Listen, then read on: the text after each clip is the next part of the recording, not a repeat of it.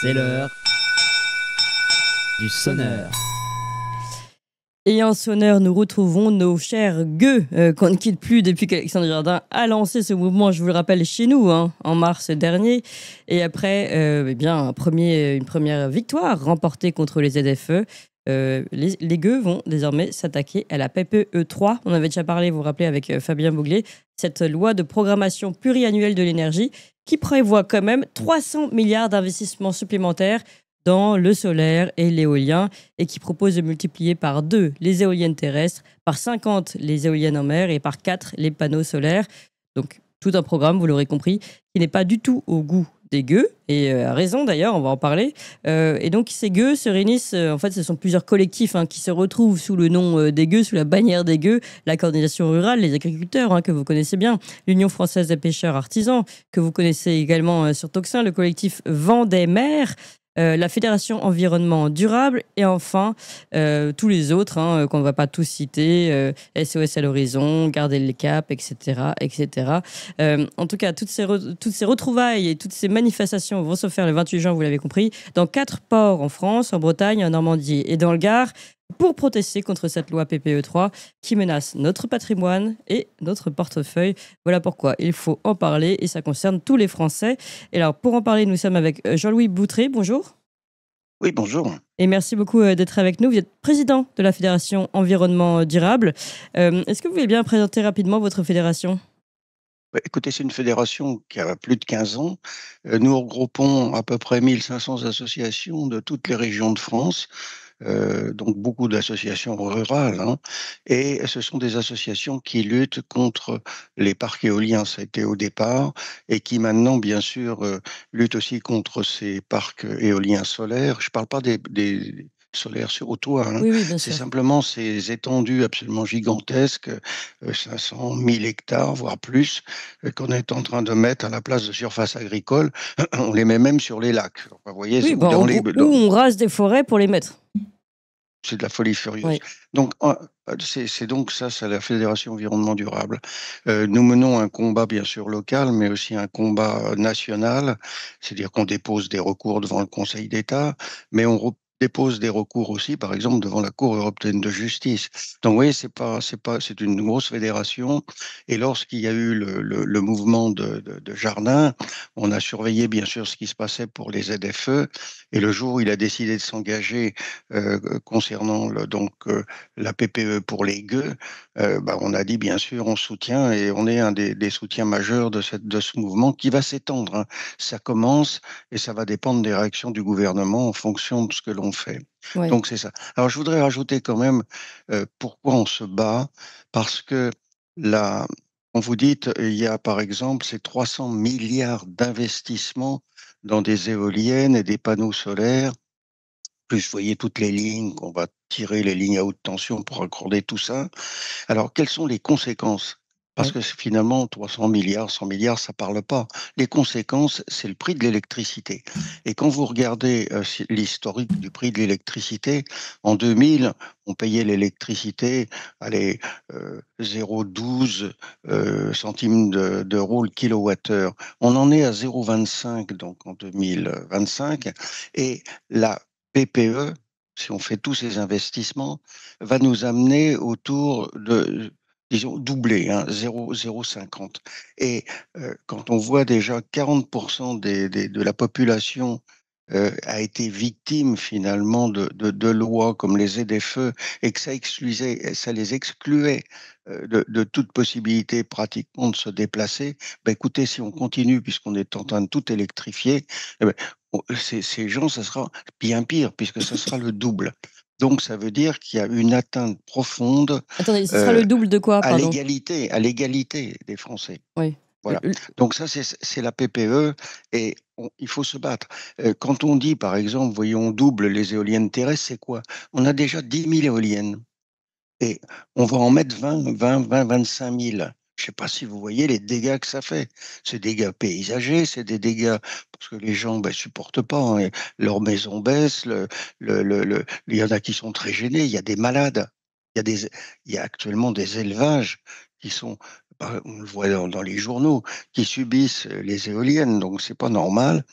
Tout à fait. Et on se bat contre finalement ce lobby qui, lui, se gave d'argent. D'un côté, vous avez des gens qui souffrent, et de l'autre, vous avez des gens qui se gavent. Et c'est pour ça que les lois sont votées. Et quand je dis qu'elles se gavent, c'est impensable. C'est-à-dire que quand vous produisez de l'électricité avec une éolienne, vous avez des conditions absolument incroyables depuis 15 ans, Oui, 20 oui. ans. Ouais. C'est-à-dire prix garanti, vous vendez votre électricité à un prix garanti, quoi qu'il arrive, donc Ouais, très cher. Je parle pas. Ensuite, vous avez priorité sur le réseau, c'est-à-dire que vous êtes obligé de. Les autres s'arrêtent pour que oui. quand vous avez de l'électricité. Et alors, comme maintenant il y en a trop pour des raisons d'équilibre du réseau, ben, quand vous ne produisez pas, on vous paye quand même. Alors, si vous connaissez beaucoup Ouais. de, de sociétés qui ont un client unique, EDF, ou qu'ils payent, hein, ils payent EDF. Ensuite, deuxièmement, euh, vous avez un prix garanti, donc quoi qu'il arrive, vous allez vous balader, vous touchez de l'argent. Puis en plus, quand ça marche pas, vous en touchez quand même. Moi, je connais pas internationalement, j'étais président de société, beaucoup de domaines où c'est comme ça. Donc, ce qui explique cette espèce Bien sûr. de, de, de force de ce lobby qui est incroyable. Il fait plier les députés. Je sais pas si vous avez hier, ils font plier les députés. Pourquoi? Parce qu'ils veulent continuer à faire marcher leur business. Ah, Bah, c'est tout, on va c'est parler pas plus que du ça. vote d'hier, mais je vais d'abord recevoir Jean-Vincent Chantreau. Bonjour Jean-Vincent Chantreau. Oui, bonjour Clémence. Et merci beaucoup d'être avec nous. On vous a déjà reçu, on vous connaît, secrétaire général de l'Union française des pêcheurs artisans. On vous a reçu parce que finalement, les pêcheurs sont quand même victimes de beaucoup d'attaques. En même temps, on avait d'abord la pêche limitée, ensuite le chalut qui était empêché de pouvoir pêcher. Et alors maintenant, eh bien, c'est cette PPE3 qui vous concerne également. Pourquoi elle vous concerne finalement? Bah, écoutez, en tant que pêcheur artisan, c'est la politique de la triple peine, je veux dire. Parce que comme Bah oui, tous les consommateurs d'électricité, nous sommes bien évidemment concernés par le prix du kilowattheure que nous payons en bas de facture. Mais pour nous, ce développement anarchique des parcs éoliens offshore, des parcs en mer, c'est tout simplement nous éjecter de nos zones de travail. Donc, c'est existentiel pour nous. Euh, on ne peut plus aller pêcher dans nos zones d'exploitation traditionnelles. Alors, on va nous demander d'aller à 20, 30 000 nautiques autour des parcs parce qu'il est impossible de pêcher dans ces parcs éoliens pour des raisons de sécurité. Et puis, la troisième raison, c'est une raison écologique. Alors, nous, on n'est pas en train de défendre le fait qu'on mette des éoliennes devant les terrasses de nos résidences secondaires. Mais par contre, le fait d'avoir des éoliennes implantées en mer, c'est des milliers et des milliers de mètres cubes de béton.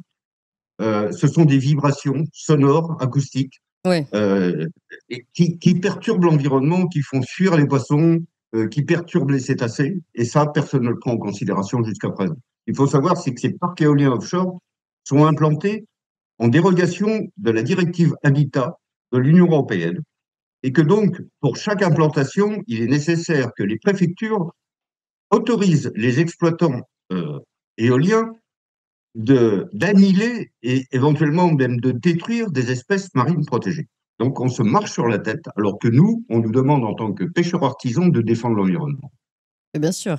Oui, puis de voir qu'on est sur un régime d'exception pour le coup, une norme qui est censée préserver l'environnement. Pour installer des éoliennes, on marche sur la tête. Je veux dire. Bon, alors oui, pardon. Oui, qui plus est, si vous voulez, la France est souveraine dans les 3000 nautiques, c'est-à-dire à peu près 5 kilomètres au large de ses côtes. Au-delà de ces 3000 nautiques, c'est la communauté européenne, c'est l'Union européenne qui est souveraine et qui décide, par exemple, de la réglementation de la PCP, de la politique commune de la pêche. Or, toutes ces éoliennes aujourd'hui sont implantées à 10 000, 15 000, 12 000 nautiques de la côte. Donc, c'est une atteinte euh, à, à la législation européenne. Ça devrait être du ressort de l'Union européenne de désigner ces zones d'implantation qui devraient être réalisées en concertation avec les exploitants du milieu marin. Ouais. Et ce n'est pas le cas. Oui, oui, oui. Non, mais on voit bien qu'évidemment, de ce côté-là, l'Union européenne ne sert pas les intérêts, que ce soit des pêcheurs ou de ceux qui défendent l'environnement durable, comme Jean-Louis Buttré. Alors, vous parliez tout à l'heure de ce qui s'est passé à l'Assemblée hier. Il y a eu un vote il y a eu un vote sur le moratoire éolien et une majorité de députés ont voté contre. Donc 377 députés ont voté contre ce moratoire sur l'éolien, c'est-à-dire sur l'intérêt de continuer dans le système éolien. Et donc une grande majorité n'ont pas souhaité faire ce moratoire et donc faire finalement le grand bilan de l'éolien. Comment vous réagissez tous les deux, Jean-Louis Buttré ? Oh, bah, écoutez, c'est qu'une étape. Vous savez, on a l'habitude de se battre. Oui. Ce qui est normal, c'est que ça a complètement bouleversé cette industrie qui panique actuellement. Donc, elle a fait une pression absolument gigantesque, médiatique, pour expliquer que c'était une catastrophe. Enfin, ils étaient tous en train de dire que la France allait sombrer si vraiment on faisait pas ça. Bon, qu'est-ce qui se passe? D'abord, c'est pas fini, hein. Il y a le Sénat qui doit normalement réexaminer. Ça doit peut-être repasser en commission mixte. Donc tout ça, ce sont des étapes, on en a l'habitude et on continuera à monter au créneau. Et Oui. c'est pour ça qu'il faut tous se mobiliser pour dire non. Il y a une arnaque que je n'ai pas signalée qui est absolument gigantesque dans cette affaire. C'est que pour prouver qu'il faut mettre très rapidement des éoliennes et des panneaux solaires, c'est-à-dire donc ce programme de la PPE3, il faut savoir qu'on consomme à peu près, j'aime pas beaucoup les chiffres à l'antenne, mais enfin, on consomme 435 TWh d'électricité en France. Mais si on regarde ce qui s'est passé les 10 dernières années, on s'aperçoit que la France consomme pratiquement de moins en moins d'électricité. Et ça veut dire, d'abord, on est en train de faire faillite, et ça sur les chiffres. Oui. Ça veut dire que les gens peuvent plus se payer ce qu'on leur demande, le cas des bagnoles. Et alors, prouver qu'il fallait mettre tout de suite des éoliennes et des panneaux solaires, dont 50 parcs en mer. Je ne sais pas si vous voyez la ceinture que ça fait entre Dunkerque et Monaco. On a admis dans cette PPE3 que l'électricité passait de 430 à 650 en 10 ans. C'est-à-dire que on a besoin d'électricité, c'est fou. Et c'est ça qui est vraiment le mensonge fantastique, et ça a été soutenu par les autorités de l'État, qui sont complètement, je m'excuse de dire ça, j'aime pas ça, infiltrés depuis des années par un lobby, c'est pas la première fois que ça se fait, hein, qui lui fait ses affaires, Bien fait sûr. les lois, c'est le cas, et veut continuer à avoir le pouvoir. Donc ça, c'est pas normal, et je pense qu'il faut que les Français Se mobilisent. se mobilisent. Les gueux se mobilisent et c'est votre appel du 28 juin à Jean-Vincent Chantreau.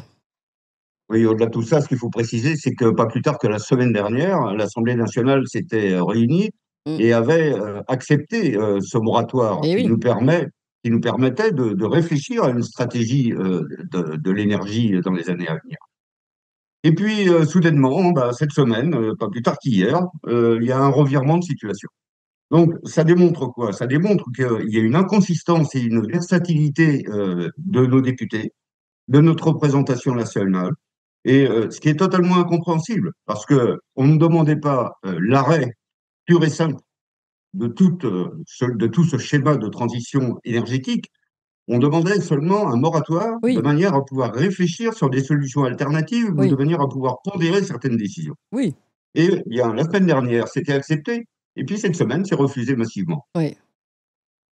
Oui. Bon, en tout cas, on a bien compris, Jean-Vincent Chantreau, Jean-Louis Buttré, il faut se réunir, les gueux se réunissent, et surtout si vous pouvez vous retrouver sur ces différents lieux, ces 4 ports en France, en Bretagne, en Normandie, dans le Gard. Je vais donner les points de rassemblement de samedi 28 juin. Vous voyez déjà l'affiche ici, pour ceux qui ont l'image. Vous pouvez la voir ici. Port de pêche à Cherbourg, port de pêche à Dieppe, place de la mairie dans le Morbihan à Erdeven, si je prononce bien, et port de pêche à Gros-du-Roi. Je crois que Alexandre Jardin sera, lui, dans le Morbihan à Erdeven. Et puis, vous pouvez retrouver, donc vous l'avez compris, évidemment, les pêcheurs de l'Union française des pêcheurs artisans, les membres de la Fédération environnement durable, et puis tous les autres. La coordination rurale, donc des agriculteurs, seront là aussi. Vent de colère, vent des mers, donc des mers qui seront présents, garder les caps, et puis encore d'autres. Donc vous voyez, c'est un Les rassemblement associations général. du patrimoine. Vous avez les associations du patrimoine. Voilà, Ils se toutes les mobilisent. associations du patrimoine aussi qui sont là, parce que c'est aussi le patrimoine français qui est en danger avec ces éoliennes en mer, on l'a compris. Merci beaucoup à tous les deux et mobilisez-vous, chers auditeurs, parce que vous le voyez, ce ne sont pas que des combats qui sont faits ici par des pêcheurs ou par la Fédération de l'environnement durable. Ce sont des combats qui nous concernent d'abord parce qu'elles touchent directement notre porte-monnaie, et puis parce qu'elles touchent, pourquoi pas, la gestion de la France, et puis parce qu'elles touchent aussi, peut-être même surtout, le paysage français, et c'est quand même assez important. Merci à vous tous. Merci à vous deux, Jean-Louis Butré et Jean-Vincent Chantreau. Et puis tout de suite, c'est notre clairon. On va parler un petit peu de Jean-Luc Mélenchon qui, lui, s'en prend à la langue française. Chers amis, on vous l'avait promis et ça y est, on se développe, on ouvre de nouvelles émissions. Vous avez déjà connu et rencontré les Tintins pour leur nouvelle émission des Tintins qui marche très fort. Évidemment, l'émission d'André Berkoff. Cette semaine sort une nouvelle émission scientifique. On va tenter de poser de véritables questions sur des débats scientifiques qui ne sont pas fermés, contrairement à ce que on veut nous faire croire. Donc pour toutes ces émissions et encore d'autres, comment reprendre le pouvoir politique aussi, une autre émission à suivre, et puis des émissions historiques, géopolitiques et bien d'autres qui vont arriver. Il nous faut de la place parce que évidemment la première chaîne est déjà très prise par toutes les émissions et diffusions du matin notamment. Donc il faut qu'on ouvre une nouvelle chaîne et il faut que vous suiviez le mouvement surtout et que vous ayez tout de suite vous abonner à la nouvelle chaîne. Il faut aussi en parler à tout le monde. On compte vraiment sur vous parce que si on veut ouvrir ces nouvelles émissions, il faut que vous suiviez le mouvement et vraiment que vous alliez vous abonner tout de suite à la nouvelle chaîne YouTube. C'est pas compliqué, c'est gratuit, ça se fait en 2 clics. On vous met tout de suite le lien là, pouf, il apparaît. Le lien, vous pouvez vous abonner. C'est Toxin Plus, c'est ça, la nouvelle chaîne YouTube, Toxin Plus, pour toutes les émissions de l'après-midi. Donc, vous pouvez la trouver sur Toxin-Plus en lettres majuscules ou tout simplement, on va vous mettre le lien et vous cliquez immédiatement. Je vous fais confiance. Allez-y tout de suite. 1, 2, 3, Toxin Plus, allez-y.